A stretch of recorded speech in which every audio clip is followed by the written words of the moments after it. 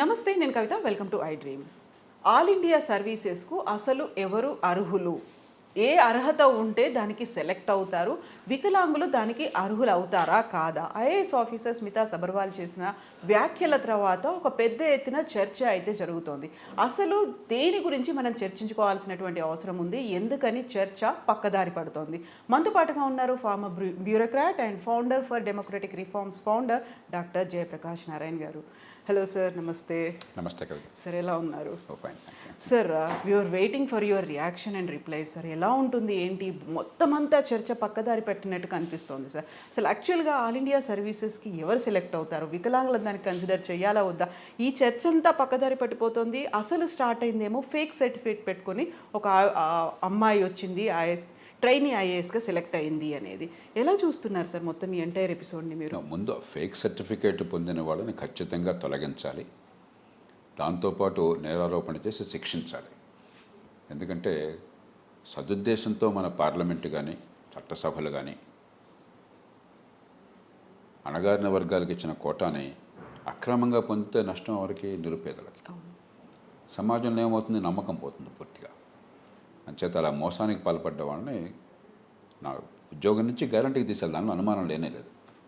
అంతకుమించి కఠినంగా శిక్షించాలి. ఈ ధోరణులు ఎందుకు పెరిగిపోతున్నాయంటే ఇలాంటి సంఘటనలు వచ్చినప్పుడు గతంలో ప్రభుత్వాలు సరిగ్గా స్పందించాలి. మేము ఐఏఎస్లో చేరిన కొత్తలో మా తర్వాత బ్యాచ్ ఒక బీహార్ అధికారి ఒక ఆయన తన తోటి మహిళా అధికారి పట్ల దురుసుగా ప్రవర్తించి తుపాకీతో బెదిరించాడు. ఆనాడు నేషనల్ అకాడమిక్ డైరెక్టర్గా ఉన్న పిఎస్ అప్పు గారిని బీహార్ కార్డుల అధికారి చాలా సమర్థుడు, నిజాయితీపరుడు, నిర్భీతి గలవాడాను. మేమంతా చాలా గౌరవించి ప్రేమించే మనిషి ఆయన. ఆయన విచారణ జరిపి ఇతరు సర్వీస్కి అర్హుడు కాదు, ప్రొబేషన్లో ఉన్నాం కాబట్టి ఇంక వేరే సర్టిఫికేట్ అక్కర్లేదు, అతను తొలగించాలని చెప్పని ప్రభుత్వానికి సిఫారసు చేస్తే అప్పుడు గియాని జైల్ సింగ్ గారు హోంమంత్రి, ఇందిరాగాంధీ గారు ప్రధానమంత్రి. ఏదో రాజకీయ ఒత్తిళ్ల వల్ల వాళ్ళు అబ్బే కాదు, ఈ కేసులో మనం క్షమించి వదిలేయచ్చు అని చెప్పని కొనసాగించారు. ఇలాంటి తప్పిదాలు చేసేసరికి ఏమైందంటే ఎన్ని తప్పులు చేసినా కూడా ప్రభుత్వంలో మాకు శిక్ష పడదు. అట్లాగే ఎంత తప్పులు చేసి మోసం చేసినా గవర్నమెంట్లోకి ఎంటర్ అయితే అంతే, మాకు పర్లేదు అన్న భావం కలిగింది. కాబట్టి దాని నుంచి బయటపడాలి. ఇప్పుడు మనం చాలా కఠినంగా ఉద్యోగం తీసేయడమే కాకుండా ఖచ్చితంగా సెలక్షన్ రద్దు చేయాలి. పూర్తి అధికారం ఉంది, బాధ్యత ఉంది ప్రభుత్వానికి. దాంతోపాటు నేరాలు ఆరోపించి ఛార్జెస్ ఫ్రేమ్ చేసి శిక్ష వేయాలి.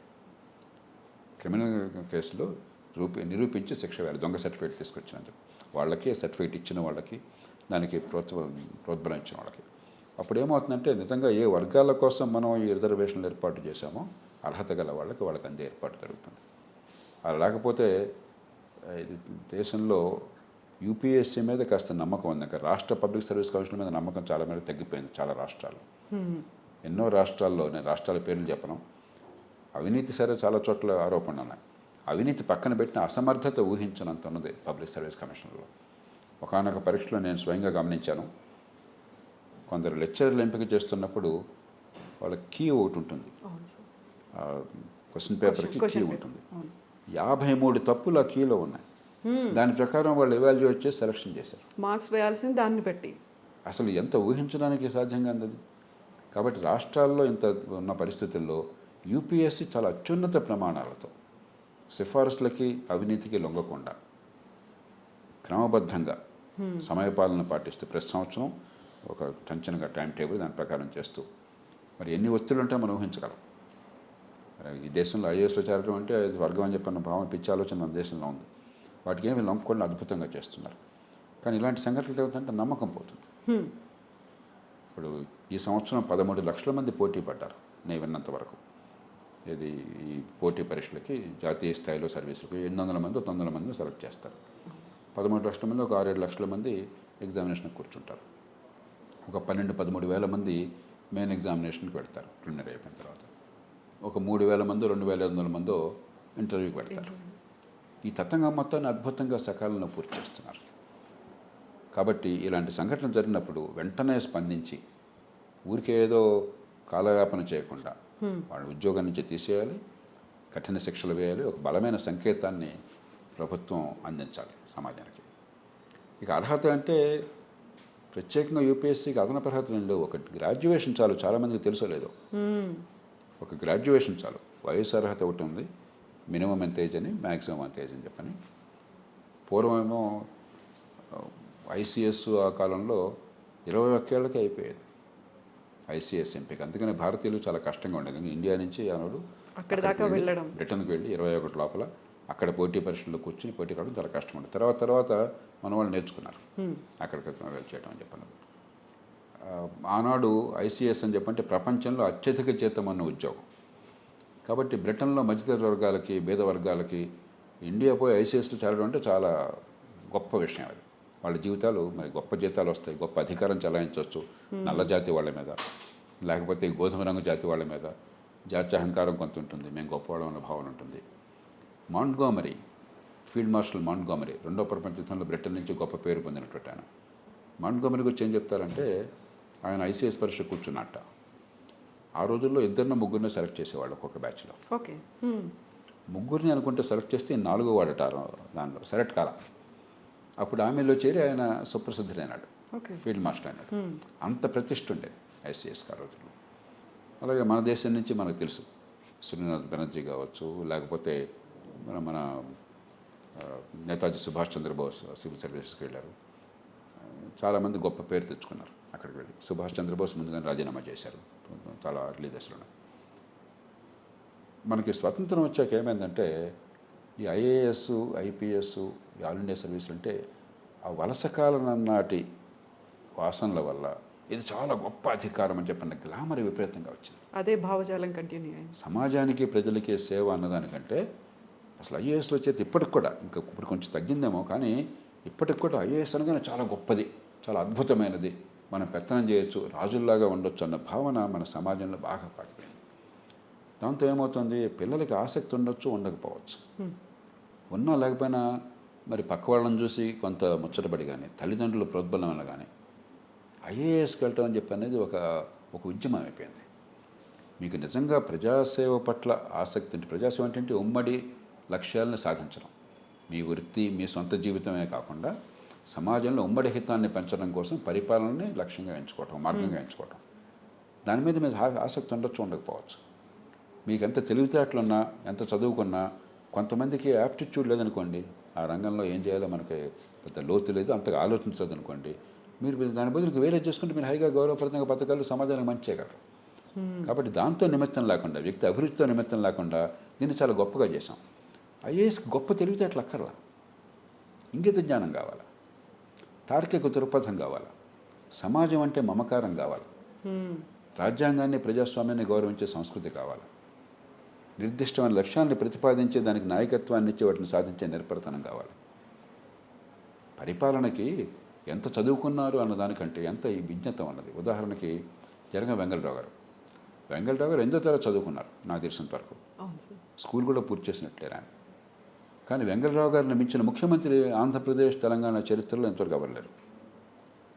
ఆ ఇంగిత జ్ఞానము, ఆ దూరదృష్టి, మరి ఒక టీంతో పనిచేయించేటువంటి చాతుర్యము, నిర్ణయాల్లో ఉన్నటువంటి స్పష్టత,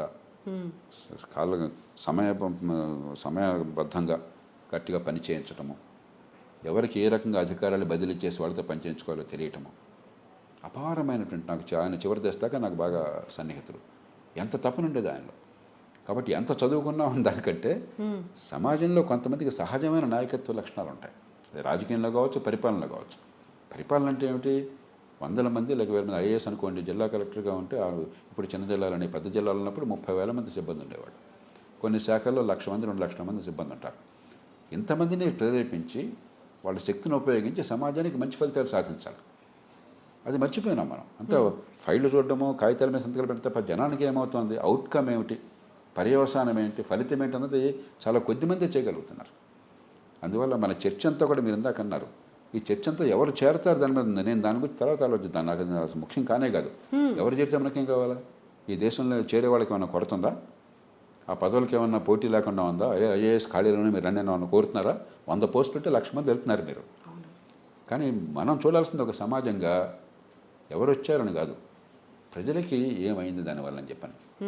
అక్కడ చూస్తే కవిత చాలా బాధాకరం నా దృష్టిలో. ఈ మాటలు బాధతో చెప్తున్నాను. ఐఏఎస్లో అధికారులు అద్భుతమైన వాళ్ళు ఇప్పటికీ ఉన్నారు. సమర్థులను, నిజాయితీపరులు ఉన్నారు, మంచి ఫలితాలు తెచ్చేవాళ్ళు ఉన్నారు. ఒక ఉదాహరణ చెప్తాను. నిన్ననే నేను టీవీలో చూస్తున్నప్పుడు సోమనాథన్, మన ఆర్థిక కార్యదర్శి, ఎంత అద్భుతంగా, ఎంత లోతుగా, ఎంత విశదీకరించి విషయాల్ని, కీలకమైన ఆర్థిక అంశాల విషయంలో ఎందుకని ఏ నిర్ణయం ఎలా తీసుకోవాల్సి వచ్చింది, దానివల్ల ఆధారాలు ఏమిటి, దాని లక్ష్యం ఏమిటి, తర్కం ఏంటని చెప్పి చక్కగా చెప్పారు. అంటే ఒక సమర్థమైన అధికారి ఎట్లా ఉంటాడో ఆయన చూపెట్టాడు ఉదాహరణకి. అలాంటి వాళ్ళు ఉన్నారు. కానీ అలాంటి వాళ్ళు సంఖ్య చాలా తక్కువ. 3 లక్షణాలు మీరు తీసుకున్నట్టయితే పరిపాలనలో కనీసం ఈ 3 లక్షణాలు కావాలి. సామర్థ్యం, ఒక లక్ష్యం ఇస్తే ఆ లక్ష్యాన్ని సాధించే నేర్పరితనం, సామర్థ్యం లేకపోతే ఐఏఎస్ ఎందుకు తగలబెట్టినా. 2, నిజాయితీ. ప్రజాజీవనంలో నిజాయితీ లేకపోతే, సొంత లాభం కోసం అధికారం దుర్వినియోగం చేస్తే, అవినీతికి పాల్పడితే ఇక అంతకంటే నేరం ఏమవుతుంది. 3, చిత్తశుద్ధి. మొదటి 2 అవసరం, అవి ఉన్నా చాలవు. ఈ ప్రజలంటే మమకారం కావాలి, వీళ్ళ జీవితాలు బాగుపడాలి. మనం చేసే పని వల్ల, ప్రభుత్వ విధానాల వల్ల, ప్రజలు ఇచ్చిన డబ్బుల వల్ల ప్రజల జీవితాలు ఈ నిర్దిష్టమైన రీతిలో ప్రభుత్వ లక్ష్యాలకు అనుగుణంగా, విధానాలకు అనుగుణంగా బాగుపడాలి. దానికోసం తపన. ఈ 3 లేకపోతే వాళ్ళ వల్ల ఫలితాలు పెద్దగా రావు. ఊరికే వాళ్ళ దర్పం కనిపిస్తుంది, వాళ్ళ అధికారం కనిపిస్తుంది. ఈ 3 రీత్యా మనం లెక్కేస్తే దురదృష్టవశాత్తు చాలా కొద్ది మందే 3కి మనకు పనికొచ్చేవాళ్ళు తయారవుతున్నారు. ఐఏఎస్లో చేరేటప్పుడేమో నిజంగా చాలా అద్భుతమైనటువంటి వాళ్ళు వస్తున్నారు. పూర్వం కంటే ఇంకా గొప్ప వాళ్ళు వస్తున్నారు. ఎందుకంటే పూర్వం ఇంతగా టెక్నాలజికల్ సోఫిస్టికేషన్ ఉండేది కాదు దేశంలో. సాంకేతిక నైపుణ్యం కానీ, లేకపోతే మరి వివిధ రంగాల్లో ప్రతిభా పాఠవాలు కానీ అద్భుతంగా ఉన్నాయి. ఎందుకంటే ఇప్పుడు విద్య అధ్వాన్నంగా ఉన్నా కూడా దేశంలో అత్యున్నత స్థాయిలో మన ఐఐటీలు కానీ, లేకపోతే మెడికల్ కాలేజెస్ కొన్ని కానీ, మరికొన్ని కానీ బాగా ప్రపంచ స్థాయిలో ప్రమాణాలు ఉన్న వాళ్ళు మాత్రం అక్కడ చేరగలుగుతున్నారు. వాళ్ళే చాలామంది సెలెక్ట్ అవుతున్నారు. మీరు ఐఏఎస్లో ఎంపిక చూసినట్టయితే నాకు తెలిసిన వరకు 170-80 మంది ఐఐటి వాళ్ళు, లేకపోతే ఎన్ఐటి వాళ్ళు, ఐఐఎం వాళ్ళు, డాక్టర్లు. వీళ్ళు కూడా మంచి కాలేజీల నుంచి బాగా జీవితంలో ఏ రంగంలోనో కూడా బాగా రాణించగలిగే శక్తి ఉన్నవాళ్ళు, అలాంటి వాళ్ళు వస్తున్నారు. కాబట్టి ఎంపికలో ఎక్కడ సమస్య లేదు.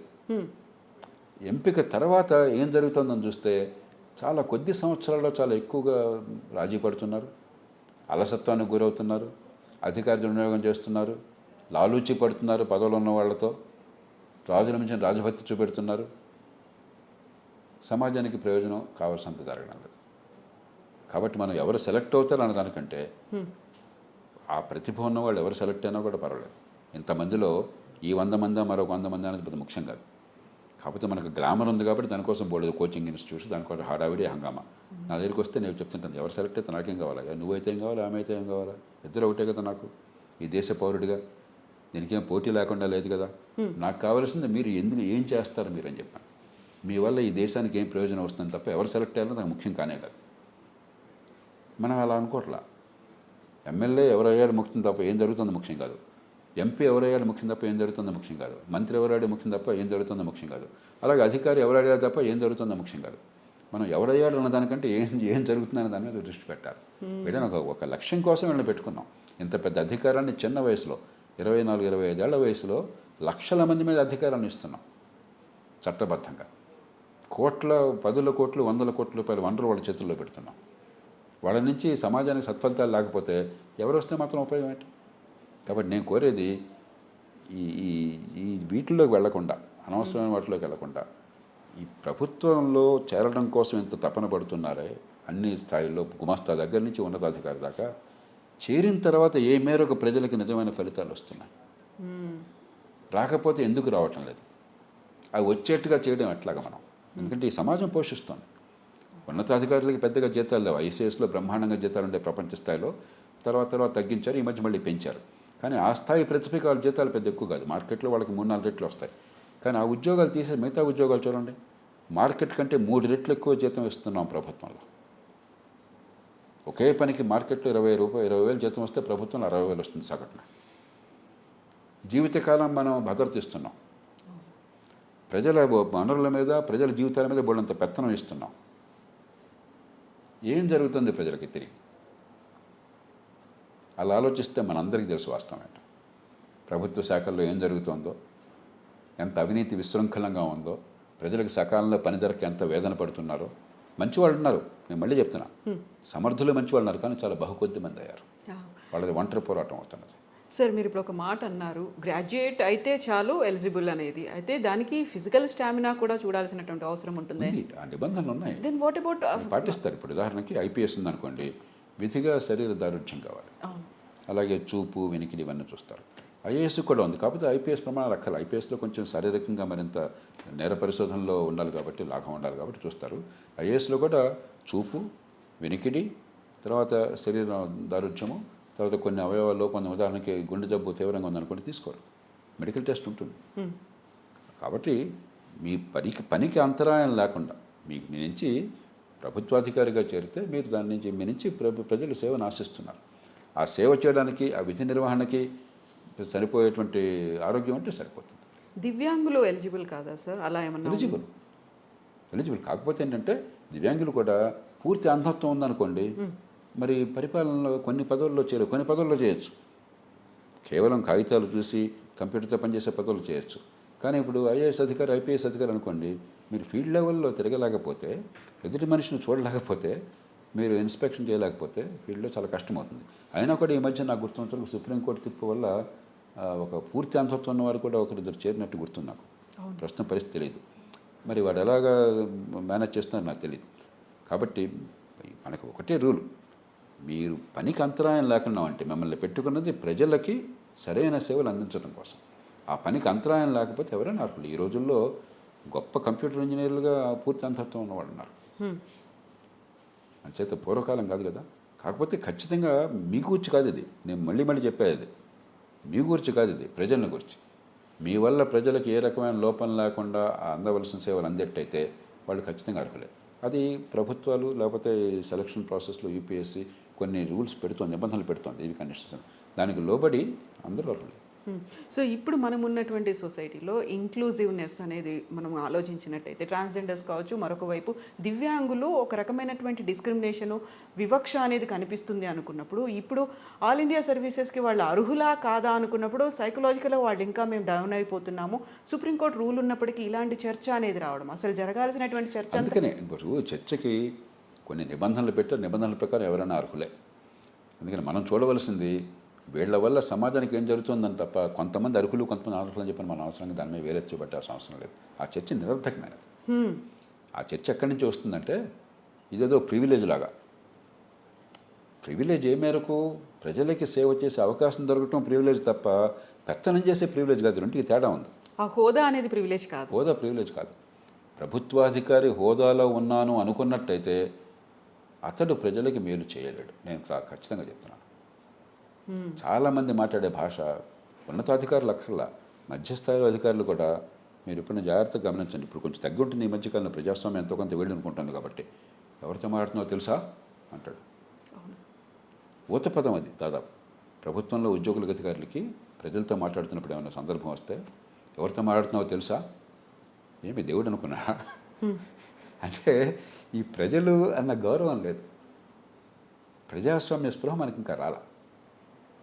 ఒకసారి నేను నా సంస్థకి, ఒక ప్రజల సంస్థది, సహకార సంస్థ, ఎన్నికలు జరపని ముఖ్యమంత్రి గారి దగ్గరికి వెళ్ళాను. ఆయన నాతో, జయప్రకాష్ ఇదేం మాట్లాడుతున్నారు మీరు, అధికారులంతా ఎన్నికలు వద్దు, మా అధికారం పెట్టమంటే, నేను అధికారులంతా మీ చేతుల్లో పెట్టాను కదా, మీకు ఎన్నికలు ఎందుకు, ఎన్నికైన కూడా మేము ఎందుకు చూసుకుంటున్నాను కదా అన్నాను. ఏమండి నేను మీ ఆర్డర్లు ఎందుకు ఫాలో అవుతున్నాను, మీ ఆదేశాలు ఎందుకు నేను పాటిస్తున్నాను అన్నాను. ఎందుకు అన్నారు. మీకు గొప్ప తెలివితేటలు ఉన్నాయని కాదు, మీకు గొప్ప ముందు చూపు ఉందని కాదు, ఉండొచ్చు ఉండకపోవచ్చు, మీకు ప్రజల మద్దతు ఉన్నది. ఆ ప్రజల మద్దతు వల్ల వచ్చినటువంటి లెజిటిమసీ ఉన్నది. నాకు లేదు అది. నేను ఎంత గొప్పవాడిని నేను మనసులో అనుకుంటున్నా కూడా అది నా అహంకారం తప్ప ఇంకోటి లేదు. ప్రజాస్వామ్యంలో ప్రజలు ఎవరిని కోరతారో ప్రతినిధిగా వాళ్ళదే అధికారం, అదే ప్రజాస్వామ్యం అంటే. కాబట్టి నేను మీ ఆదేశాలు శిరసావహించాలి. కరెక్టే అన్నారు. మరి ఎందుకని ఈ సంస్థకి అవకాశం ఇవ్వట్లేదు మీరు అన్నాను. నేను, అరే బట్టతలక మోకాలను ఇంకేసేవా అని చెప్పి ఎన్నికలు పెట్టాడు ఆయన. ఎన్నికలు పెట్టాడు. నేను ఎన్నికైనటువంటి పాలనా యంత్రాంగం కావాలని నేను కోరుకుని యాజమాన్యం తెచ్చుకున్నాను.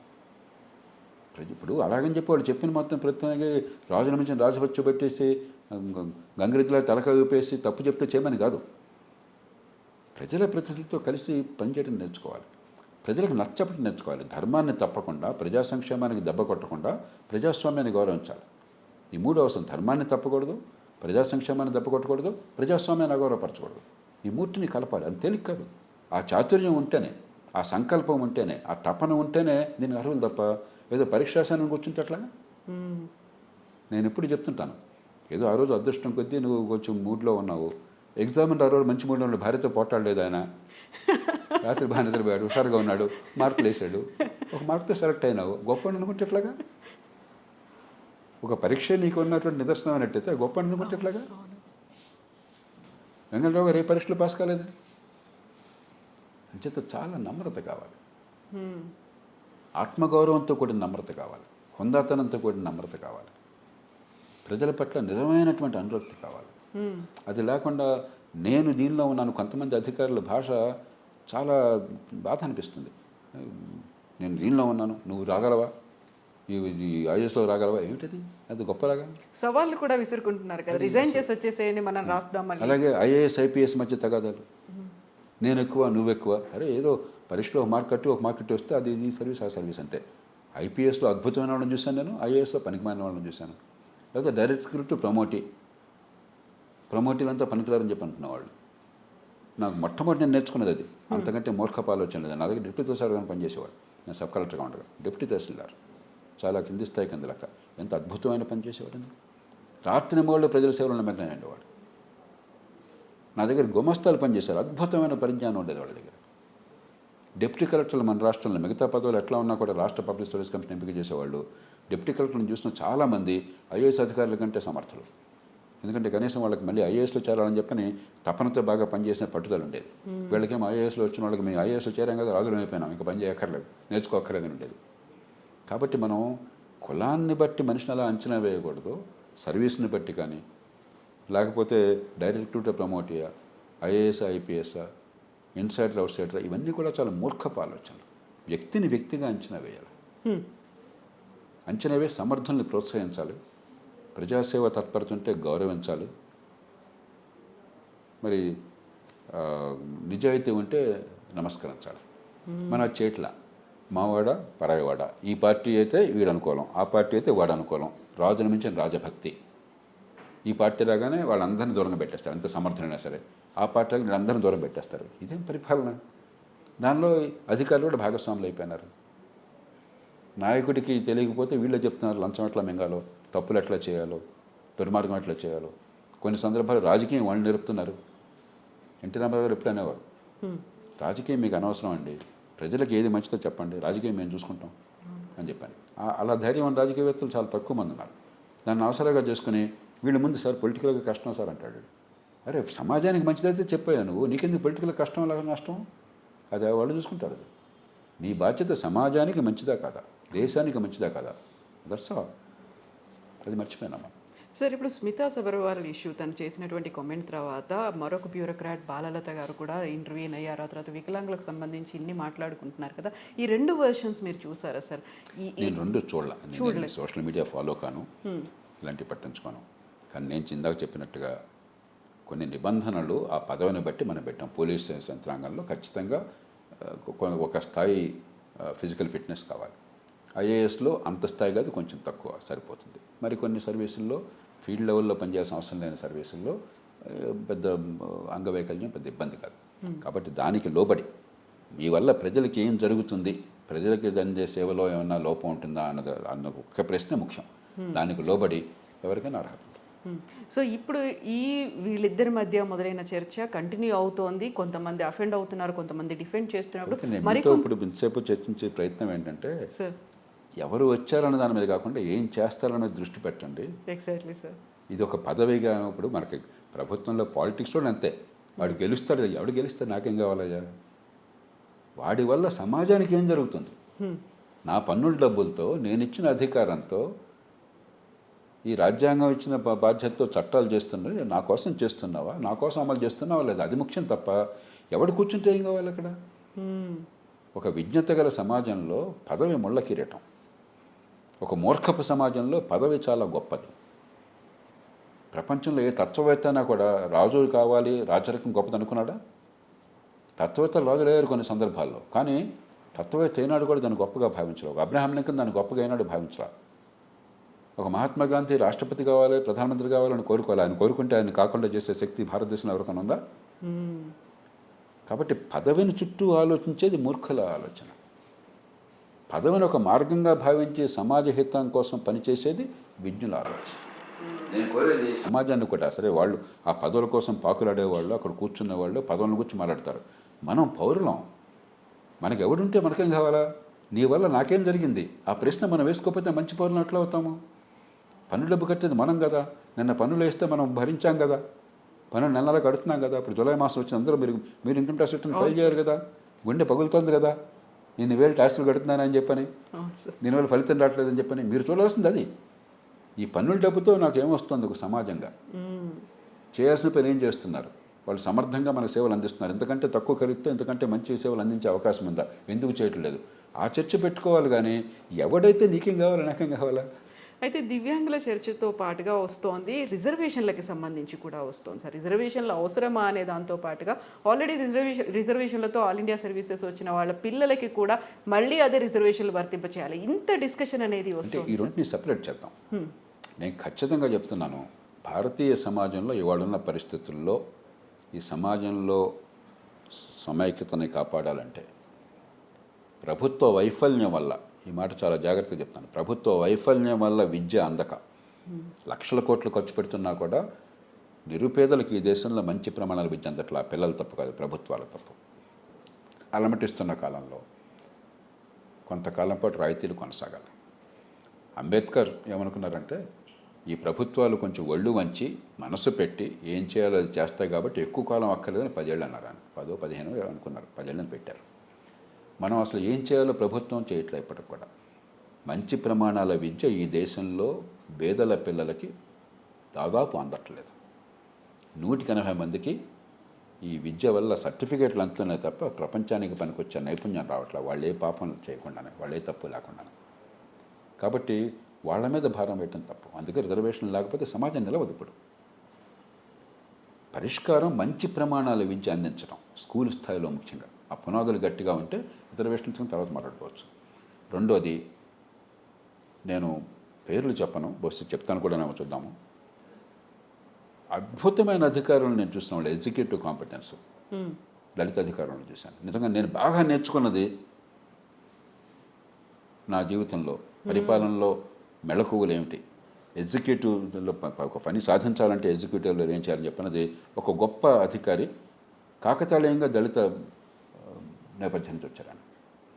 కాబట్టి ఏదో కొన్ని కులాల్లో పడితే నువ్వు గొప్పగా చేయగలవు, కొన్ని కులాల్లో వస్తే రిజర్వేషన్లు వస్తే నువ్వు చేయలేవు. ఈ మూర్ఖత్వం నుంచి బయటపడదాం.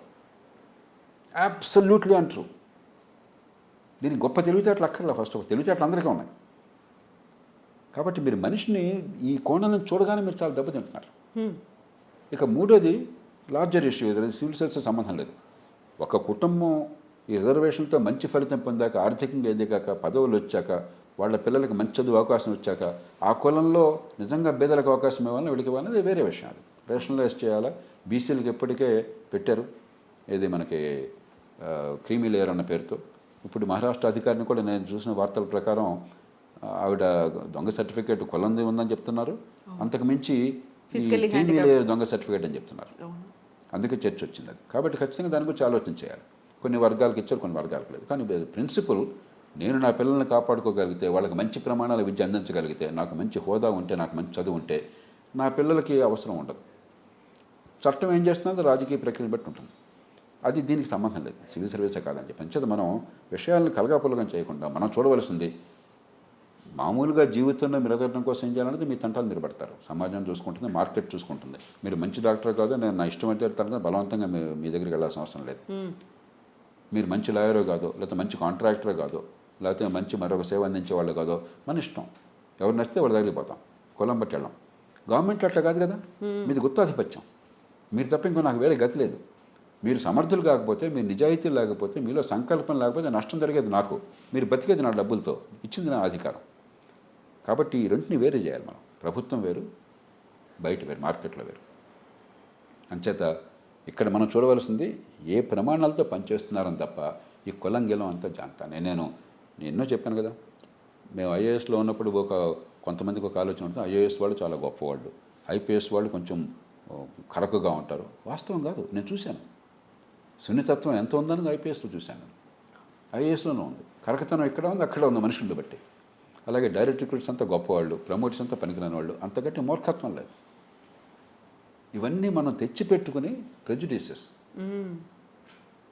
వాటిని మనం గట్టిగా నమ్మి, ఇప్పుడు మనం ఇప్పుడు ఒక కులం ఉందనుకోండి, ఆ కులం వాడితో సంపర్కం అంటే ఇంకో కులం సంగతి అసలు మీకు మనసు తట్టదు.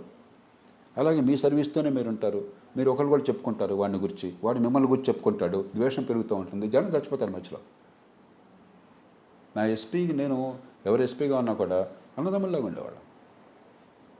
ఆ మాటకు వస్తే జిల్లా పరిషత్ చైర్మన్ కానీ, మినిస్టర్ కానీ, ఇంకోవాళ్ళు కానీ కొన్ని సందర్భాల్లో కొన్ని విషయాల్లో తీవ్ర భేదాభిప్రాయాలు ఉండే. నేను ఎన్నో సందర్భాల్లో ముఖ్యమంత్రులతో పోరాడాను. కానీ ఒక విషయం మీద, ఒక అంశం మీద పోరాడడం వేరు, వ్యక్తిగత సంబంధాలు వేరు. తోటి అధికారులతో కొన్ని సందర్భాల్లో అభిప్రాయ భేదాలు ఉన్నా, కొన్ని సందర్భాల్లో మీ బాధ్యత కాబట్టి వాళ్ళని వారించి పనిచేయించాల్సి వస్తుంది. కానీ వ్యక్తిగతంగా ప్రేమ, ఆప్యాయత, సమానంగా చూడడం, హుందాగా చూడడం, అంతే తప్ప నువ్వు తక్కువ నేను ఎక్కువ ఏంటిది? ఎవరు తక్కువ ఎవరు ఎక్కువ పదవి పోతే ఎవరు లెక్కలేదు. ఎమ్మెల్యేగిరి కాగానే ఇలా కూర్చుంటే ఎవరు పట్టించుకోరు. ఉన్నంతకాలం ఇంత అహంకారం ఎందుకు, ఇంత పొంగ ఎందుకు? అలాగే ఐఏఎస్లో ఉన్నంతకాలం ఏదో నడుస్తుంది. చాలామందికి మీరు ఎవరో తెలియదు, మమ్మల్ని పట్టించుకోరు. ఐఏఎస్ అని చెప్పుకోవాలి మీరు, నేను ఫలానా అని చెప్పుకోవాల్సి వచ్చినట్టు మీరు ఫెయిల్ అయిపోయినారు. సమాజంలో మీకు గుర్తింపు, గౌరవం లేదు. కాబట్టి ఈ ప్రెజుడిస్ నుంచి బయటపడాలి. నేను పూర్తిగా దాన్ని తిరస్కరిస్తున్నాను. ఏమవుతుందంటే ఈ కులమనో మరొకటి అని చెప్పను, ఈ వీడు వస్తే ఈ కులాన్ని పట్టుకుని, ఆ కులం వస్తే వాడి కులాన్ని పట్టుకుని సమర్థులందరినీ దూరం చేసుకుని సమాజానికి అన్యాయం చేస్తున్నాం, నష్టం కలిగిస్తున్నాం. నేను ఊరికే చెప్పట్లే మాట, చాలా గుండెలోతుల్లో చెప్తాను. ఈ చెత్త వివాదాల్లో వెళ్లకుండా మనం సమాజంలో మన ప్రజలకి మంచి సేవలు అందించడానికి ఎక్కడ అవరోధాలు వస్తున్నాయి, ఎందుకు జరగట్లేదు? కొంతమంది గొప్పగా చేయగలుగుతున్నారు, అందరూ చేయలేకపోతున్నారు. చేయకపోతే ఏం చేయాలి? జవాబుదారితనం తీసుకోవాలి. సర్వీసుల్లో కూడా సమర్థంగా పనిచేసే ఏర్పాట్లు కావాలి, నైపుణ్యాన్ని పెంచుకోవాలి. చాలామందికి పొట్టకొస్తే అక్షర ముక్కరాదు వాళ్ళు చేసే పనిలో. నేర్చుకున్నదంతా ఏదో కాలేజీలో నేర్చుకున్నారు తప్పితే ఆ ఉద్యోగానికి వెళ్ళే ముందు కనీసం నేర్చుకుందామని ఇంగితం జ్ఞానం కూడా ఉండదు. ఫైల్ వస్తే చూస్తామన్న అహంకారం. పరిపాలన ఏంటో తెలియదు, ఆ రంగంలో ప్రపంచంలో ఏం జరుగుతుందో తెలియదు. మన దేశంలో పరిపాలన ఇవ్వాలి, గొప్ప దేశంగా వెళ్ళాలని చెప్పంటే you must be the best in the field. మీకు ఆ పరిజ్ఞానం లేకుండా, అవగాహన లేకుండా, ప్రపంచం జరుగుతున్న అధ్యయనం లేకుండా మీరేం చేస్తారు? పరిపాలన ఫైళ్ళలో సంతకాలు పెడితే పరిపాలన అవుతుందా? విజ్ఞత లేకుండా, ముందు చూపు లేకుండా. అలాంటి విషయాల్లో అందరూ రాజకీయంలో ఉన్నాడు గొప్పవాడు. ఎందుకంటే వాళ్ళకి ప్రజల ముందు ప్రజలతో మమేకమయ్యి రోజువారీగా ప్రజల మాటలు గోడి విని, కొంతమంది అయితే ప్రపంచాన్ని కూడా చూసి అద్భుతంగా తెచ్చుకున్నారు. మన అహంకారం మన వాళ్ళకి రాజకీయంలో అంటే తక్కువ అని చెప్పని. అందుకని ఈ విభేదాలను పక్కన పెట్టాలి. మనందరికీ ఒక పాత్ర ఉన్నది, ఎవరి పాత్ర వాళ్ళకు ఉన్నది. మనం సమగ్రంగా కలిసి పనిచేసి ఫలితాలు ఎలా సాధించాలి. ఈ దేశంలో ఫలితాలు సాధించాలి అనుకున్న ఫలితాలు. ప్రపంచంలో మీరు ఇన్ఫ్రాస్ట్రక్చర్ రంగంలో ఎక్కడైనా చూడండి, 50 పెద్ద దేశాలను తీసుకుంటే ప్రతి రంగంలో భారతదేశం బాటమ్ 5లో ఉంది. విద్య, ఆరోగ్యం, రోడ్లు, జీవన ప్రమాణం, ఇంకా ఏ లెక్కనేవండి, మంచినీళ్ళు, మురుగునీటి పారుదల, పారిశుధ్యం, ఏదైనా చూడండి. ప్రపంచంలో 50 పెద్ద దేశాల్లో బాటమ్ 5లో మనం ఉన్నాం. ఎందుకు ఉండాలి? మనందరం ఇంత గొప్పవాళ్ళం అయితే, ఇంత గొప్పగా పనిచేస్తే దేశం ఎట్లా ఎందుకు ఉంటుంది? నేను కోపంతో చెప్పట్లేదు. మనకి దేశాన్ని అవమానపరచాలి. మన దేశం పట్ల నాకున్నంత గౌరవం చాలా కొద్ది మందికి ఉంటుంది, భవిష్యత్తు పట్ల నాకున్నంత నమ్మకం చాలా కొద్ది మందికి ఉంటుంది. కానీ there is a challenge, there is unfinished task. దాని మీద దృష్టి పెడితే ఈ అహంకారం అంతా, ఈ పొరలన్నీ తొలగిపోతాయి. Yes, sir. Thank you so much, sir. Thank you.